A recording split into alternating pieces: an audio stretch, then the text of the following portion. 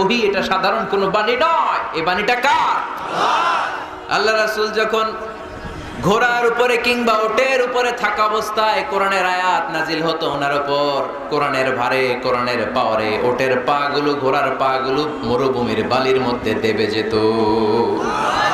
এত পাওয়ারফুল বাণী। লাউ আনজালনা হাদাল কুরআনা আলা জাবাল লা রাআইতাহু খাশিআম মুতাসাদ্দিআম মিন খাশিয়াতিল্লাহ।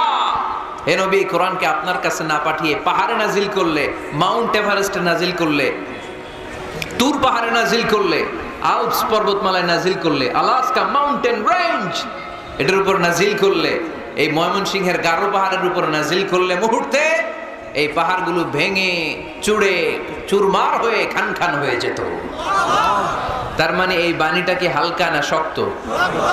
ওটের উপর থাকা অবস্থায় যখন কোরআন নাজিল হতো ওটের পা দেবে যেত। ঘোড়ার উপর থাকা অবস্থায় কোরআন নাজিল হলে ঘোড়া বসে যেত। শীতের রাতে কোরআন নাজিল হলে আম্মা জান আয়েশা বলেন আমরা কম্বল গায়ে দিয়ে কাঁপতাম। ওয়া ইন্না জাবিনাহু লা ইয়াতাফাসসাদু আরাকান, রাসূল সাল্লাল্লাহু আলাইহি ওয়াসাল্লামের দাড়ি আর থুতনি বেয়ে ঝরঝর করে ঘাম ঝরতো। এক সাহাবীর মাথার মধ্যে পা রেখে বিশ্বনবী শুয়ে আছেন, ঘন্টাখানিক শুয়ে থাকলেন। সাহাবী বলে আমার ব্যথা লাগে না।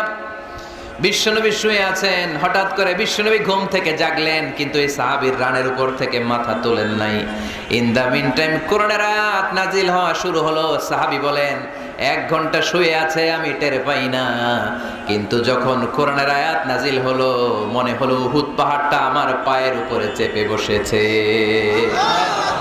ঘন্টাখানিক শুয়ে আছে বিশ্বনবী সাইয়েদনা যায়েদ রাদিয়াল্লাহু তাআলা আনহুর রানের মধ্যে মাথা রেখে, উনি টেরই পাচ্ছেন না। কিন্তু ইন দ্য মিন টাইম হঠাৎ করে সাইয়েদনা জিবরাইল কোরআনের আয়াত নিয়ে আসলেন।